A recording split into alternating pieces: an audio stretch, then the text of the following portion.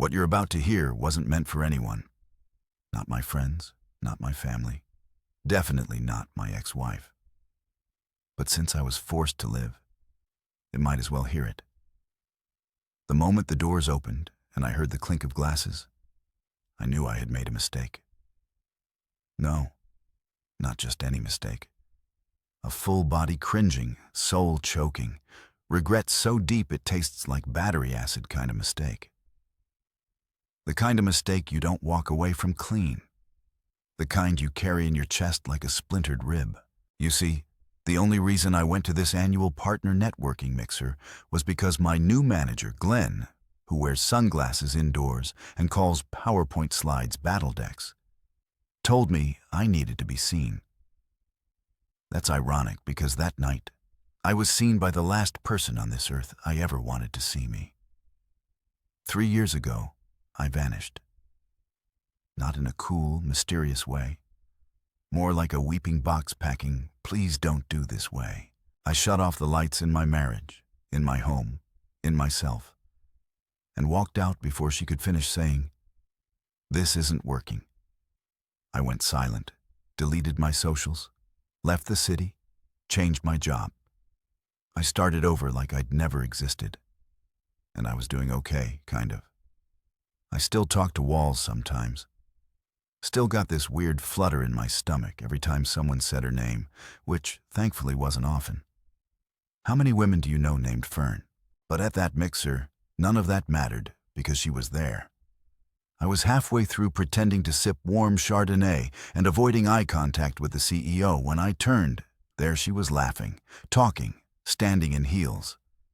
I used to trip over in the hallway at 2 a.m. She was older, not visibly, just heavier with silence somehow. And then she noticed me. No slow build, no dramatic walk-up, no fake smile. Her face dropped like a piano out a window. And before anyone could react, before she even said my name, she fell right there in a ballroom full of catered food and business cards. Flat onto the floor, shaking, sobbing, saying words no one could make out. But I knew.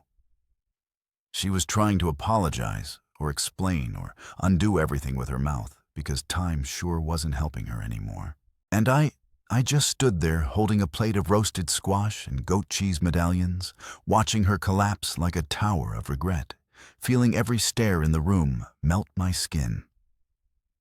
You ever feel humiliated by someone else's pain? Because I did. But it's what happened after the collapse that changed everything. And that's where this story really begins. I didn't leave immediately. I wanted to believe me. But my body wasn't listening to my brain. I just stood there frozen like some pathetic statue with a paper plate in one hand and 100 memories in the other. The entire room swarmed around her like bees to a fallen queen. But all I could focus on was the sound she made when she saw me. It wasn't a scream. It wasn't a gasp. It was this raw, broken sound, like a sob that had been held hostage in her chest for years. I knew I should walk away, slip out quietly, but my feet might as well have been cemented to the floor. I couldn't stop staring. I guess part of me needed confirmation that she was real, that this wasn't some messed up nightmare or grief hallucination.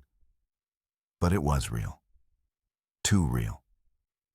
The emergency responders showed up after 10 minutes. Someone said she was hyperventilating. Others whispered she fainted. Everyone speculated. No one asked me. By the time they wheeled her out on a stretcher, she was conscious but dazed. And the moment they passed me, her eyes locked onto mine again. There was no mistaking the message behind that look. It wasn't hatred. It wasn't guilt. It was something worse. Recognition. The kind that comes too late. When everything that could have been said has already been buried under years of silence. I left through the back. I walked all the way home, even though it was freezing. I needed the cold. I needed it to feel like something, anything, other than what I was feeling. Because deep down, I knew it wasn't over. That look on her face, it didn't say goodbye. It said, unfinished. And I was right. At 2:17 a.m., I got a message. No name, no subject, just a number I didn't recognize and a single line of text. I never stopped thinking about you. Please, just one conversation. My heart sank. I stared at that message for a long time, long enough to replay every miserable moment from our last year together. The deflections, the lies, the work trips, the nights she came home smelling like hotel soap and foreign cologne. And that one awful Tuesday when I finally admitted out loud that she had stopped loving me and she just blinked. I didn't respond, but I didn't delete it either. Sleep was impossible after that. I kept tossing, turning, arguing with my ceiling. One half of me was screaming, "Don't even think about it, Merritt. She left you to rot." The other half was whispering, "What if she's finally sorry? What if she regrets it all?" You know what's worse than heartbreak? False hope. The next morning, I woke up to 4 more messages, each one a little longer. The last one said, "I shouldn't have come to the mixer. I didn't know you'd be there, but seeing you, it undid me. You look older, sadder. I don't know what I expected. Maybe I hoped you'd be angry. But you looked at me like I was nothing and I deserved it. But I still need you to know it wasn't what you think. Not entirely. Not entirely." That phrase bounced around in my head like a fly in a bottle. What does that even mean? Did she not cheat? Did she kind of cheat? Was she gaslighting me again? Or was this something else? I didn't know. I just sat there rereading the messages, heart pounding, palms sweating like I was back in high school holding a rejection letter. But then came the message that changed everything. A file, a single file attachment.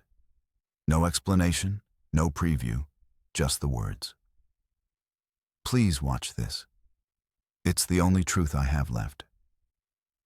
And now I was no longer debating whether I should reply. I was staring at a ticking emotional grenade, unsure whether opening it would blow up the last 3 years of healing or finally give me the closure I never got. I hovered over it, clicked, paused, clicked again. Nothing happened. My hands were shaking. I refreshed. It finally loaded. And what I saw in that video, it's going to take everything in me to describe. The video started with shaky hands. It was clear whoever was recording didn't plan to. You could hear breathing, nervous, shallow, unsteady. Then a hotel room came into frame. One I didn't recognize. Dim lighting, beige curtains, a nightstand with a half-drunk glass of wine. At first, I thought it was some random clip. Maybe something she shot by accident or saved for some twisted memory. But then I heard her voice. Not current her, past her. That bubbly, upbeat tone I hadn't heard since she used to call me Mary just to get under my skin. I hadn't realized how much I missed that voice until I heard it again. And suddenly it made me nauseous. She was off camera.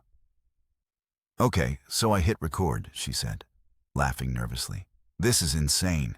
We're actually doing it." Then a male voice answered lower, confident. Too smooth. "You sure?" he asked. And suddenly, like a punch to the chest, he stepped into the frame. It was him. The guy from the photos, the one I'd only ever seen in fragments. Tagged in her old office parties, blurry in the background of some travel pic she forgot to scrub before posting. Grant, the man she left me for. He walked into view, wearing a hotel robe and holding a bottle of something expensive. He looked comfortable, familiar, like this wasn't the first time, like it was routine. That's when I understood exactly what I was watching. It was a video diary. They were documenting the beginning of their story while mine was still falling apart. The next 15 minutes were brutal.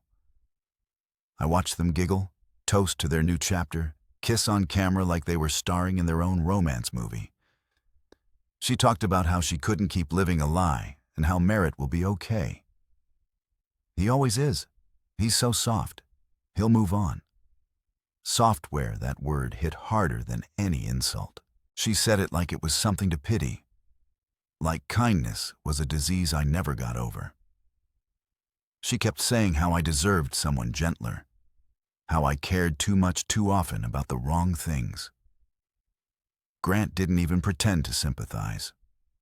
He smirked the whole time, made a joke about how I probably had a spreadsheet of date nights planned through the next decade.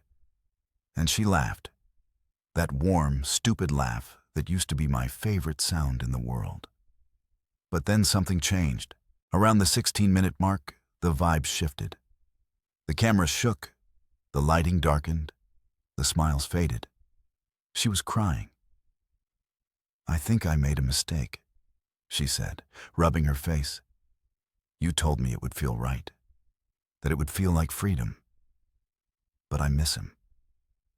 I miss the way he looked at me when I walked in the room. I miss knowing I was safe." Grant looked annoyed. "You're just scared because it's new," he said. "No," she replied. "I'm scared because I ruined someone who actually loved me. Merritt wasn't perfect, but he would have taken a bullet for me. And I ghosted him like he was nothing." She paused, then added the part that wrecked me. "He was the only person who ever listened to me without trying to fix me. And I left him for someone who only hears what he wants." The video cut off after that. No explanation, no ending, just that. It took me a while to move. I sat there for what felt like hours, the screen black, my reflection staring back at me. Tired, older, angrier than I'd ever let myself be. And for the first time in 3 years, I let myself cry. Ugly cry. The kind of cry where you clutch your stomach like it's trying to escape the guilt it's been carrying. But even through the tears, one question screamed louder than the rest. Why now? Why, after all this time, send me this? Why break down in front of everyone? Why open the wound she left to rot? I didn't have answers, only questions. And one unread message that popped up minutes after the video ended from her. It said, "If you saw the video, then you know. But there's more. You never knew what really happened after I left." And below that, another file, a second video. I stared at it. This wasn't about closure anymore. This was about truth. The messy, disgusting, too late truth. I didn't know if I was strong enough to hear, but I clicked anyway. And what I saw next shattered the little clarity I had left. The second video began with silence. No voices, no laughter, no giddy anticipation. Just the soft hum of an air conditioning unit and the faint rustle of bed sheets. The timestamp was nearly a year after the first recording. I could tell right away this wasn't meant for romance. This wasn't some glorified memory capsule. This was confession. Aylin sat on the edge of a bed in a dimly lit room, phone propped up on a chair across from her. No makeup, hair tied messily. She looked thinner, paler, but not in a dramatic, cinematic way, just tired. Like her body had finally caught up with all the things her heart had been trying to ignore. She didn't speak right away. She looked straight into the camera like it was a courtroom, and the jury was already halfway out the door. Then she said it the words that made my throat close. "I lied to you, Merritt, about everything. And I'm not asking for forgiveness. I just can't carry it anymore." She inhaled shakily and pressed her palms against her knees like she needed physical anchoring. Grant was never supposed to be permanent. He was supposed to be an escape hatch from the guilt, from the resentment, from you. And that's the part one hates the most, that I resented someone who did nothing but love me completely. She looked away then. A long pause. You could tell this wasn't rehearsed. You used to ask me if I was happy, and I'd say I'm fine. God, I must have said that 1,000 times, but I wasn't. I was ashamed. Ashamed that I wasn't stronger, that I couldn't love you the way you loved me, that your gentleness made me feel like a fraud. I swallowed hard. That wasn't what I expected. Not even close, she continued. You weren't weak. You were stable. I just confused calm with boring. I mistook kindness for passivity. And instead of talking to you, I found someone who made noise, who chased thrills, who made me feel like I was the unpredictable one, even if it meant burning everything else down. Then her voice cracked. She lowered her eyes. But Grant wasn't just a mistake. He was poison. And I drank all of it because I thought that would make me feel alive again. I didn't tell you what happened after I left, because I didn't want you to know you were right about him. She leaned closer, the camera framing her face with raw honesty. 3 months in, he started pulling away. Got bored. Told me I was too emotional. Sound familiar? Then I found out he was still married. He never left her. I was just his thrill, his side story.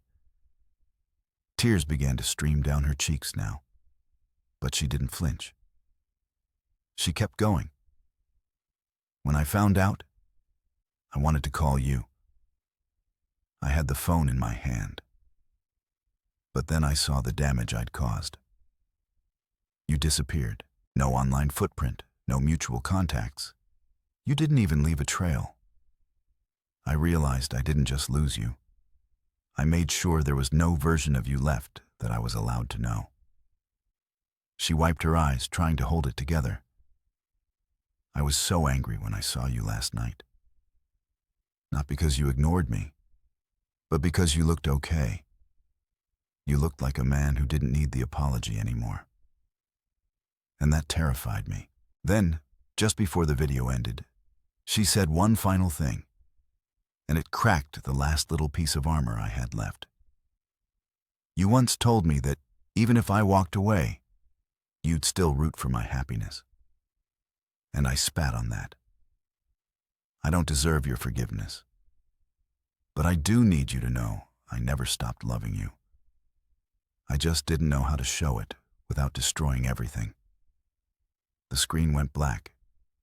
I sat motionless, trembling from the inside out. I felt like someone had dug their hands into my chest and rearranged everything. Grief, anger, vindication, confusion, all tangled into one impossible knot. She didn't ask me to reply. She didn't beg. She didn't send a follow-up message. But that silence, it was louder than anything else. And now I had a decision to make. Do I engage? Do I open a wound that might never close?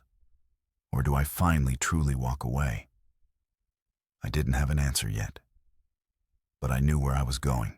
I reached into the back of my closet, pulled out the box I hadn't touched in 3 years. Inside it were 3 things: our wedding vows, the photo from our trip to Vancouver, and a letter I never gave her, the one I wrote the night after she left. And as I unfolded that letter, I realized something I hadn't felt in years. This story wasn't over yet. I never meant to keep the letter. That night she left, I wasn't thinking clearly. I remember sitting on the couch, staring at the front door for hours after it closed behind her. I didn't cry right away. That came later. At first, I just sat there like an abandoned object, like some forgotten coat rack no one wanted anymore. I reached for a pen and started writing. Not because I thought she'd read it, but because I needed to pour the words somewhere before they started rotting inside me. I never sent it. I folded it up, put it in a small box along with our wedding photo and that ridiculous clay ring holder she made for me in pottery class. The one shaped like a turtle with crooked eyes. I kept it all in the back of my closet like emotional landmines. I couldn't bear to throw it out, but I couldn't bear to look at it either until now. As I unfolded the paper, the creases felt like bones, fragile, familiar, a little bitter. The ink had faded in places from where my hands shook too much that night, but the words were still there, raw and broken. Dear Eileen, I don't know why I'm writing this. You're not coming back. You made that clear, but I have to say it or I'll carry it forever. I don't hate you. That's the worst part. I wish I did. It would be easier, cleaner. But I still love you even now, even after you turned me into a stranger in my own house. You used to say I felt everything too deeply. Maybe you were right. Maybe that's my flaw. Or maybe it's the only real thing about me. You said I was soft. You're right again. I was soft for you with you. I bent until I snapped, and then you didn't even hear the sound. I hope someday you realize that you weren't unloved. You were loved completely, messily, desperately. I hope someone gives you that again. And I hope this time you don't run from it. Merit, I read it twice. I didn't cry. I didn't shake. I just felt this strange kind of weight settle on my chest. Not grief, not rage, but pause, like a part of me had been holding its breath for 3 years and finally exhaled. And that's when the impulse hit me. I got in my car. I didn't even know where she lived now, but I knew her old friend Dana still worked at the downtown florist, the one with the giant wooden flamingo outside. I hadn't spoken to Dana since the wedding. I wasn't even sure she'd talk to me. But I drove there anyway, parked across the street, and watched through the window like some unshaven, emotionally suspect stalker. To my surprise, she noticed me immediately. Her jaw dropped. She came outside before I could even get out of the car. Merit, she asked, stunned. What the hell? I'm not here to cause trouble, I said quickly. I just need to give Eileen something. That's it. Then I'm gone. She studied me for a second, arms crossed, eyes narrowed. I expected her to scold me, to tell me to leave her alone. But then her expression softened, like maybe she saw what Eileen had destroyed. She moved in with her sister in Meridian. Dana finally said, she doesn't really talk to anyone anymore. Please, I said, holding up the letter. Just make sure she gets this. Dana took it. No promise. No handshake. She just nodded once and walked away. I should have felt closure after that. But I didn't. I felt more unsteady than ever. Like I just passed a torch I wasn't sure I wanted to extinguish. And the worst part, Eileen didn't respond. Not that day, not the next, not even the week after. I told myself that was fine, that I did what I needed to do, that this was finally the end. But then 2 weeks later at 4:12 in the morning, I woke up to a single buzz on my phone. One message, one photo. It was my letter, burned at the edges, sitting on a kitchen table beneath it, a coffee mug I hadn't seen in years.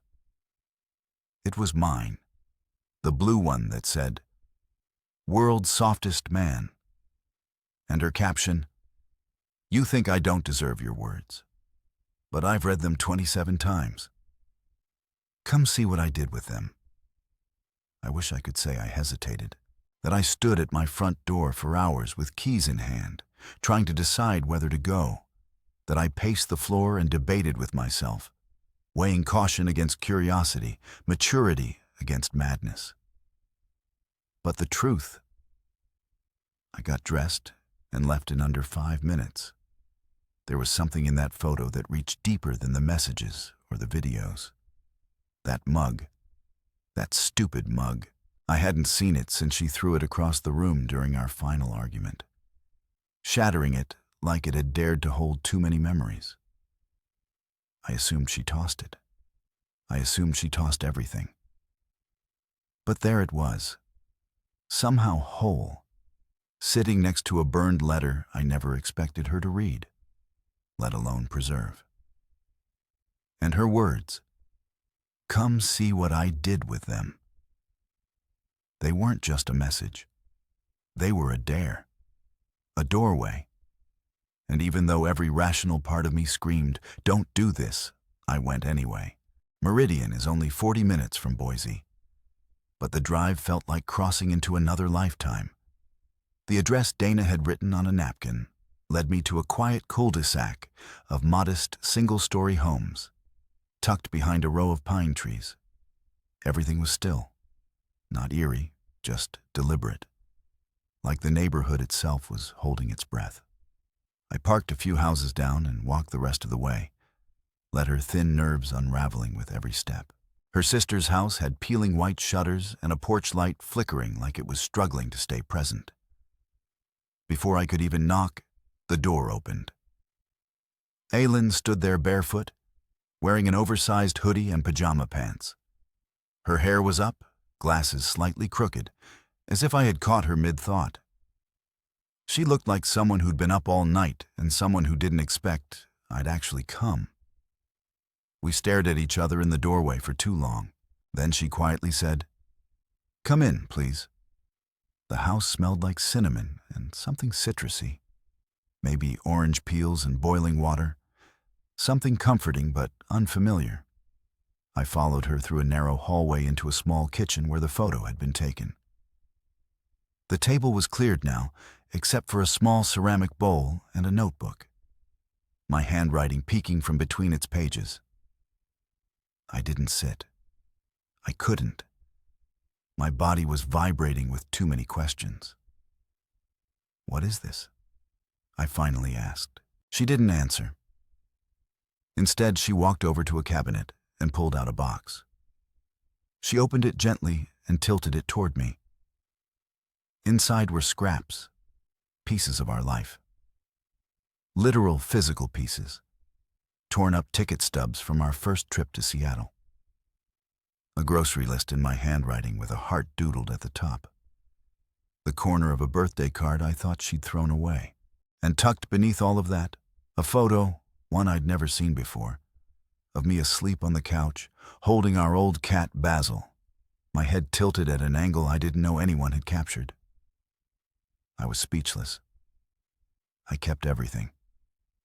She said, voice low but steady, even when I told myself I didn't care. Even when I convinced myself you hated me. I looked at her, then truly looked at her, and I saw something I hadn't expected. She didn't look proud. She looked exhausted, like she'd been surviving off shame for years and finally wanted to breathe something else. "I burned the letter," she continued, "but not to destroy it. I framed the ashes." I blinked. "You what?" She gestured to the wall behind me. I turned, and there it was. A glass shadow box inside at the crumbled, scorched remnants of the letter I'd written her, mounted against a background of faded sheet music. The piece, Claire de Lune. It was the song we danced to alone the night after our wedding. I'd forgotten. But she hadn't. "I've read every line of that letter more times than I can count," she said, her voice cracking.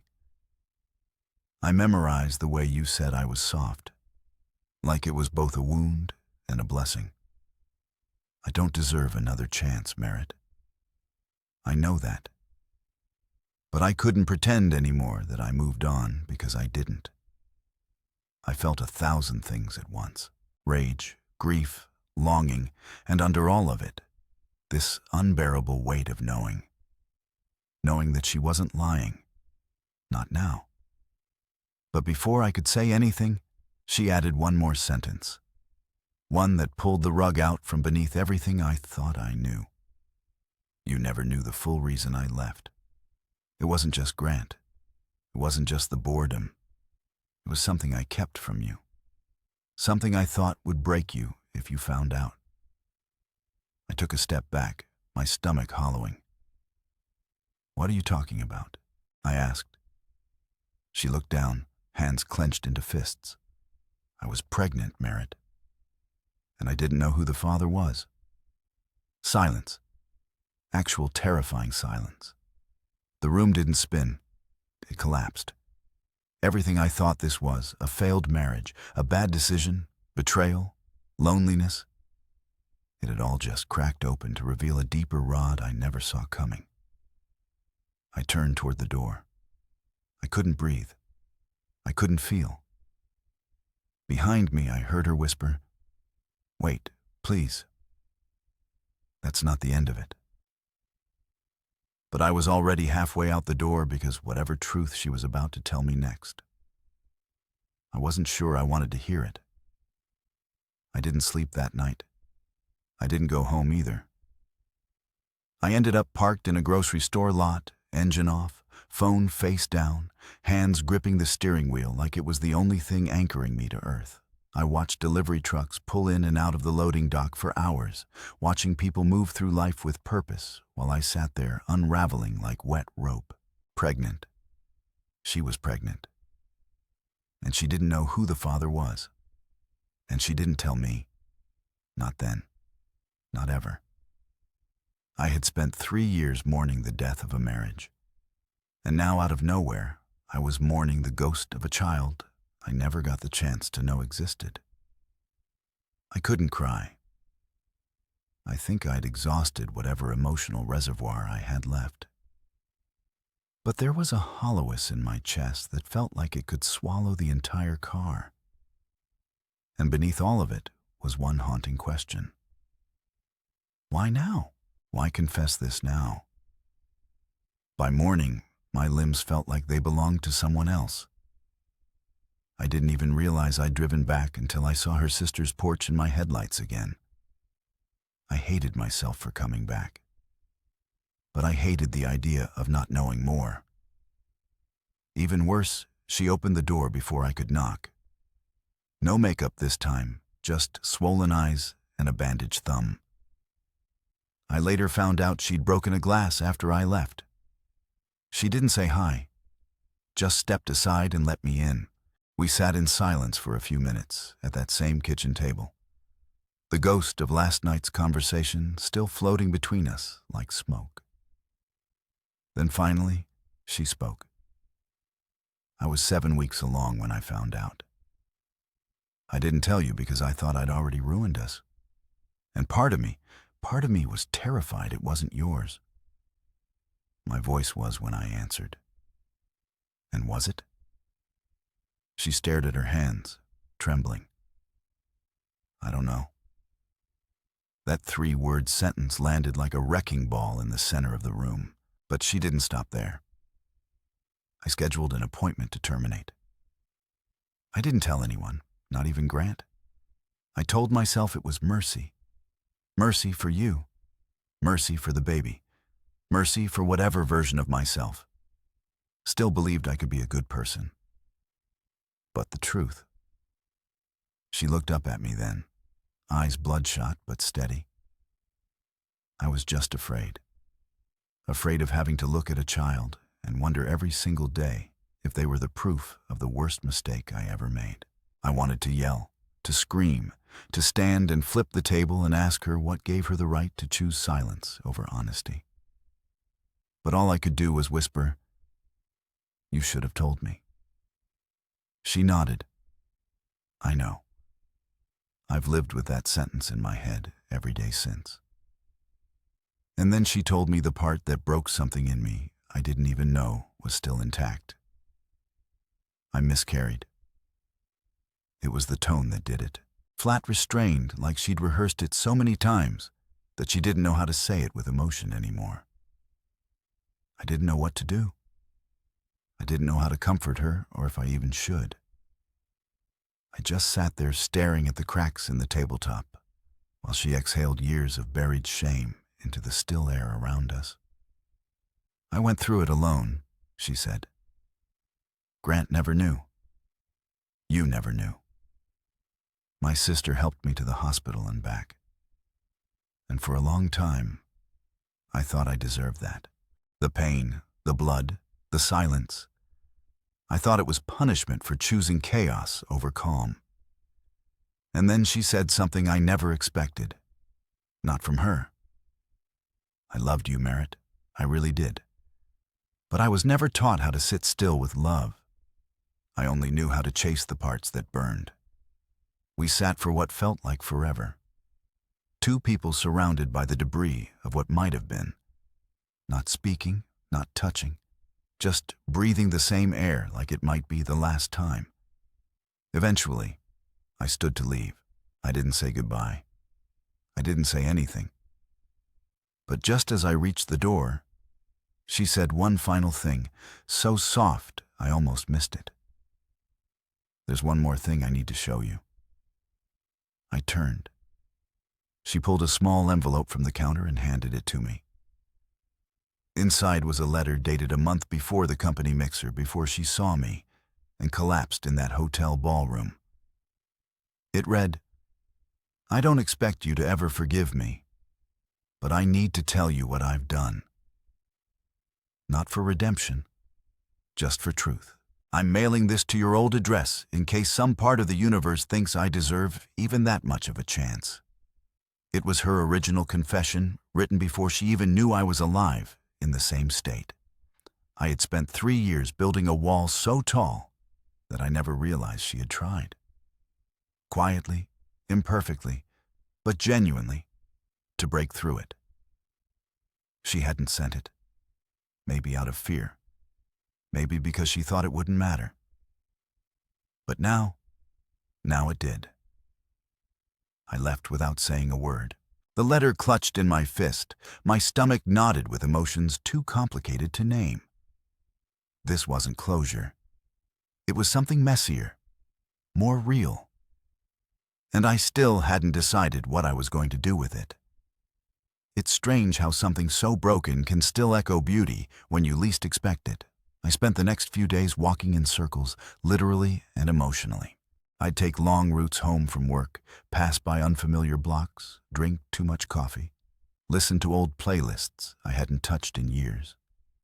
I'd read the letter again and again, each time hearing her voice a little clearer, each line peeling away another layer of resentment I'd been gripping like armor. And eventually, I did something I never thought I'd do. I wrote her back, not through text, not through email. I hand-wrote it. 2 full pages. I didn't hold back. But I didn't lash out either. I told her how it felt to be left. How I had rotted quietly for years, wondering what I did wrong. And how cruel it was to watch someone I loved hand my place to someone else, like it was just another item on a list of things to upgrade. But I also told her something I didn't realize until I sat down to write. I was okay now. Not in a fairy tale, look at me now kind of way. Just genuinely okay. I had rebuilt myself with shaky hands and mismatched parts. But I'd done it. I'd become someone who could look in the mirror and not flinch. Someone who didn't need revenge or drama or answers he'd never get. Someone who understood that sometimes people break things not because they don't love them, but because they don't know how to love them. And I told her something else. If you're ever willing to meet again with no expectations, no pressure, just as 2 people who once knew each other in a way the world can't understand, I'll be there. 2 weeks later, I found a postcard in my mailbox. No envelope, just a photo of the Vancouver Pier, where we'd once taken a rainy walk and talked about someday owning a tiny bookstore. On the back, written in her small slanted handwriting, were 4 words. Let's walk again slowly. I met her that Sunday. Same pier, same clouds, a little more gray in our hair, a little more gravity in our silence, and a lot more honesty in the way we stood beside each other. We didn't kiss, we didn't rewind time, we didn't pretend everything could be fixed with one conversation, but we did walk. And for now, that's enough. Thanks for sticking with this story all the way to the end. If you've ever had someone from your past reappear in an unexpected way, whether it ended in healing or chaos, share it in the comments below. I'd love to hear how it unfolded for you. You've been watching Reddit Confessions, where the messy